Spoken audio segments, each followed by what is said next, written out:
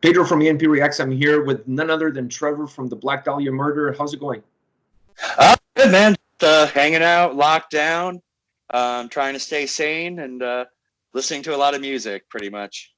I'm doing the same thing. And one of the bands I'm listening to is you guys with your brand new album. How excited are you to see this baby come out to the public very, very soon? I'm very excited, man. It feels like a special album. I feel like it's the most ambitious record that we've ever done, and it's a very dynamic album. And yeah, I feel like it was hard to pick the singles because there's just so much variety on the record. Like I don't think you can sum it up in a couple songs like that. So. No, one of the things I noticed about the album was the dynamic fluidity that it has and how much it changes from song to song, but there's some components that stay true throughout. Was this a difficult album for you guys to create? Because to me, this really steps up your game and it really steps up the level of sound and productivity from the band. It just really feels like a very, and I hate to use this word, it just feels like a very mature and well-crafted album.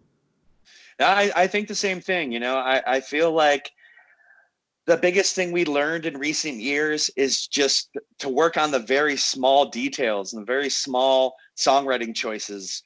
And I just feel like with our age has come a certain wisdom in terms of songwriting, And Brandon also, him coming into the fold recently before Nightbringers, which he had a big hand in, but this new record, like he's really spread his wings in terms of like taking on a load in the band. And, like this is like largely like, he's all over this record, his touch. So, it feels like a very creative era for the band. It was exciting to make the new music and it felt like we were doing something new with the songs. I feel like they're less sonically dense than they have been, like compared to Nightbringers, where Nightbringers was just like very speed oriented and just very, very packed with technicality. And this one has more open space. It has more room to breathe. It has, I tried to sing less overall, like leave some of the song parts open. And also to sing slower, to have a slower delivery that was more clear in hopes that it would make songs more catchy, But right out of the gate, I noticed that we were doing some different stuff, some kind of rock-based stuff at times. We have like some parts where we're closing the hi-hat and just rocking out, which is like something we've never done before. You have the Wereworm's Feast, for example, is kind of like a King Diamond-esque song, a little bit different stylistically than anything we've done before. And yeah, it's always a balance of keeping the Black Dahlia Murder sound so it's recognizable for the fans, but also we have a selfish need to be more creative with the music, to be more technical with the music. And, each record we make is harder to play live on stage. But there's some kind of like reward in that. There's like, it feels good to get up there and play more challenging music and to have it come across good live. And it's like a sadomasochistic thing in a way, I think we'll always be pushing the envelope as far as our playing abilities and, trying to write more music that's more technical, but not like just for technicality's sake, like still has a strong song in there.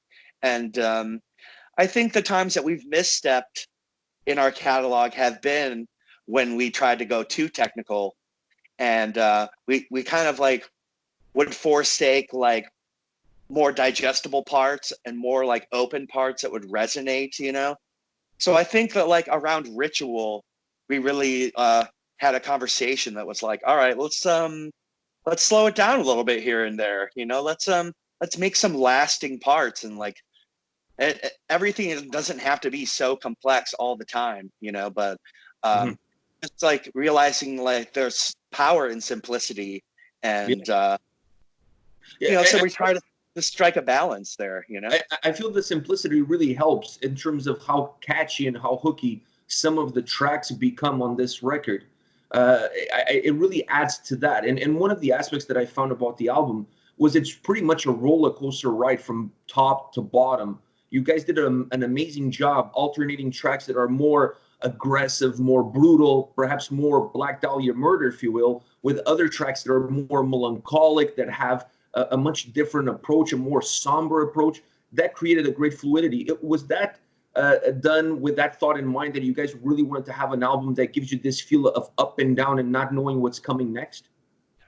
Definitely. You know, I feel like we've been pushing in this direction to have more dynamics and to have a more cinematic feel to the album, where it feels like there's real peaks and valleys, and, you know, builds up of tension and release. And Brian is always the last word in the track listing. He has like the perfect ear for how the album should go in the order. And we really put a lot of thought and emphasis into the track selection like that, in hopes that it will be an exciting ride all the way through, and hopefully keep people entertained, you know.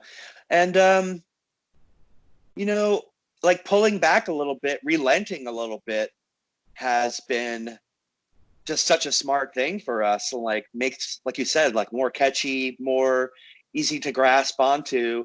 And you know, if you play at 100 miles per hour all the time and cram in as much shit as you can all the time, it just becomes static after a couple songs to people.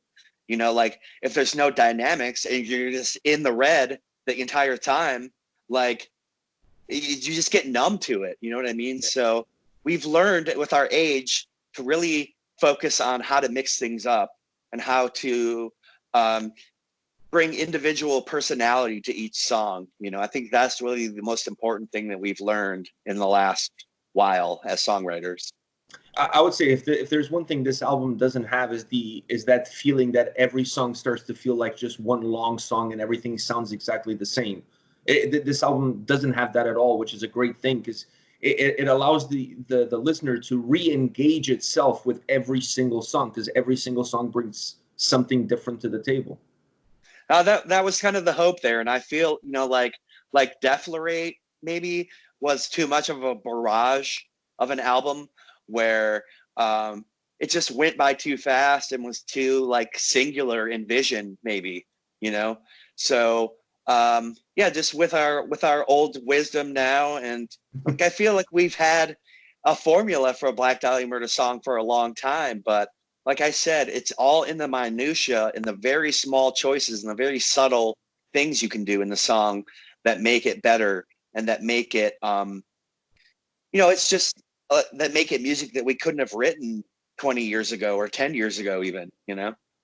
So, and like I said before, I hate to use the word more mature, but this album is definitely an album that shows the maturity that you guys have had from being on the road, putting a lot of records out, and it really shows on this record. So the question is, did you guys come into the studio with this in mind, that this was the approach you guys wanted to take, or was this something that developed as you guys started to record the tracks? It was just kind of natural, you know. We wrote the songs just as a batch of songs, and as they trickled into my mailbox, you know, I started to realize how different, you know, that we were covering some different ground, and it was exciting. You know, a bit more of new wave of British heavy metal flavor at times, you know. Just kind of like all over the map in terms of different stylistic stuff, that, you know, and some of which we hadn't really treaded too deeply in before. So it was definitely not really a spoken thing beforehand, but I felt like I knew it was going to happen after Nightbringers. Like, I felt like Nightbringers was a step in the right direction and a very creative album, and I knew that we are more comfortable with each other now, having toured together, you know, a lot from Nightbringers, and working together incessantly.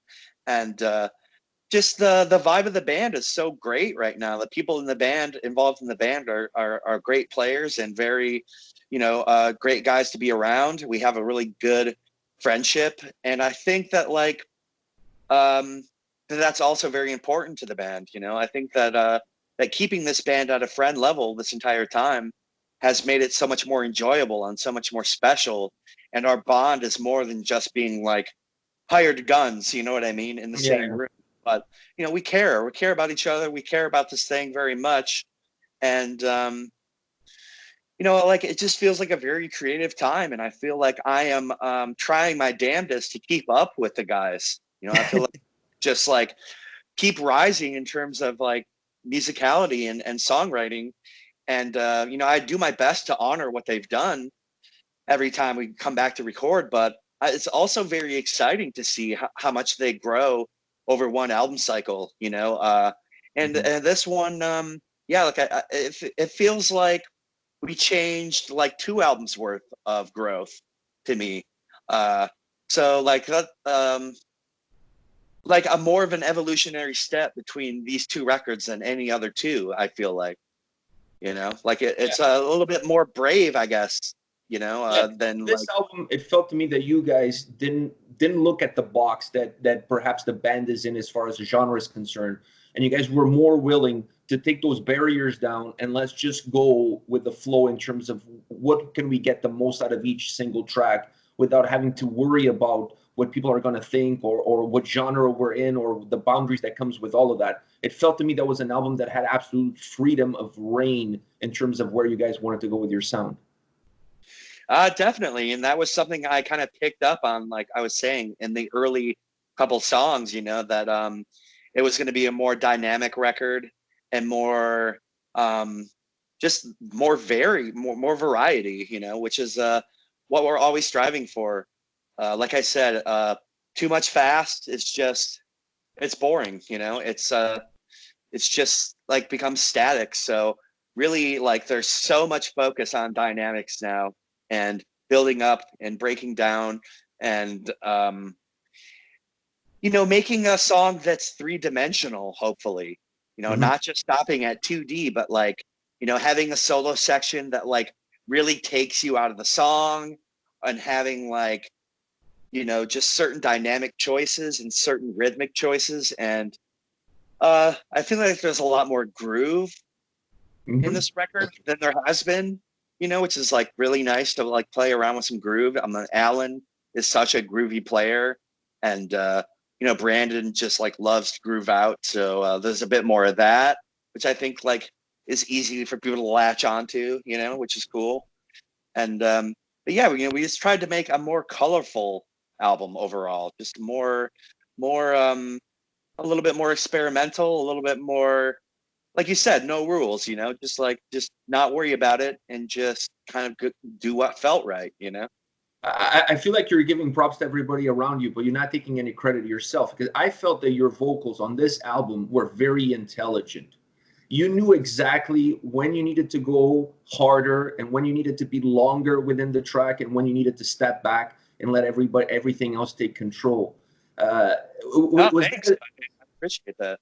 yeah, was that something that you took conscious of that and you really wanted to be sure that even the stout, because I felt that your stout, not that it changed drastically, but you had some changes to it depending on the dynamic of the track or in the construction, the structure of the track. It felt to me there was a very conscious effort on your part to really bring your vocals to the same level as the music so that the two could combine with each other to give the most amount of life possible to the track. Yeah, you know, I definitely made a more conscious decision to, like slow down with my delivery, like I said before, and just let the song breathe where it needs to breathe and not sing too much and not like, I have a tendency to like really cram syllables in and just make like a really lyrically dense song. So I had to like kind of be like, Trev, chill, you know, a little bit with this one. And yeah, just trying to like let the music speak more. And um, I felt like the songs just demanded that. Like there was more like instrumental worthy passages, you Mm-hmm. know, that didn't need me like just like incessantly rapping over the top of it. And you know, just like I felt like like that was a more mature move on my part, and like definitely helped with the digestibility of the songs, the catchiness and the hookiness of the songs. And yeah, I'm glad you noticed that. Like I did do some different kind of vocals here and there. Like Godlessly, the second song, I brought out a kind of a new voice with that, and like a more like attitudey kind of voice for the Wereworm's Feast.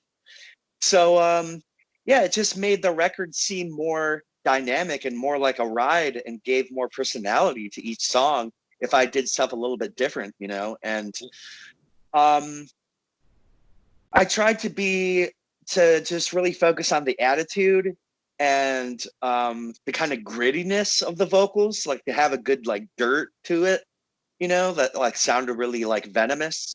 And but yeah, I'm proud of what I did, and it was actually a conscious decision to kind of change it up a little bit in those regards. Well, let me tell you, it works because the album is absolutely phenomenal from top to bottom.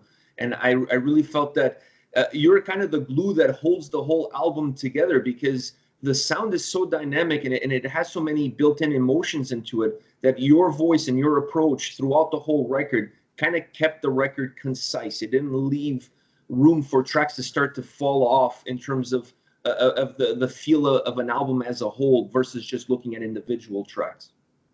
Yeah, you know, and sometimes like hearing a song for the first time, I think, wow, this is so different until I get the vocals on it. You know what I mean? And then it kind of, like you said, makes it Black Dahlia and kind of like Yeah. ties it in with the rest, you know? Yeah, I totally agree with you. So the album comes out, for those that are living under a rock and don't know, the album comes out April 17th on Metal Blade Records, Verminous. Now, the question is, what are your plans for promoting the album? Because with everything that's happening in the world around us, this is throwing a wrench into what I would say the year of the Black Dahlia murder, because this album is phenomenal. So what are you guys thinking that you can do in order to promote the album as much as possible, considering that perhaps you can't even go out on tour, at least not right now? Yeah, it's definitely like a blow to us. The Testament tour is obviously hanging in the balance, and it's not looking great. And you know, Chuck is sick, which is very unfortunate, and I'm pulling for him. And the rest of the guys that were out on that Euro tour with them. Yeah. But you know, we're just gonna get back out on tour as soon as possible. Hopefully, we don't have to cancel our summer dates in Europe. But it's looking like the lockdown could extend to the actual street date, which is gonna hurt. You know, that like you can't go to a record store and pick it up. So yeah, we'll be feeling the effects of that a little bit. But on the positive, like the pre-orders have been really good, and we've been like breaking some records at Metal Blade in terms of pre-order numbers, which is very exciting. And so we're just gonna keep the street days that we have and kind of hope for the best, and hope that people will use this time in isolation to go like hone in on the album and listen to it, you know. Well, on that note, I'm going to put a link to the album purchase on the description of the video, so that people who are like me, stuck at home with nothing to do, at least they can pre-order the album, order the album, support the band, and listen to some. Oh yeah, you know, that would mean a lot to us, especially like I said, having to like suffer through lockdown during the actual launch. So if people want to go the extra mile and order the record, that would mean a lot to us. So please do. Yeah, I'm definitely going to put the link there so people can pick it up. At least it gives them some great music to listen while they're stuck at home. Yeah, I hope so. You know, I hope so. Well, Trevor, thank you very much for your time, and I really appreciate it. Great album. Like I said, for those that haven't picked it up yet, the link will be in the description. Go get it. Amazing album. Support these guys. Congrats, man. You guys really put out an amazing record. Thanks a lot, dude. You're making me blush over here. Feels good to hear that, man. Thank you. Well, I'm just saying this because I'm talking to you. I really mean it. The album is absolutely phenomenal. Thank you, man. Thank you so much. Take care. Take care, my friend.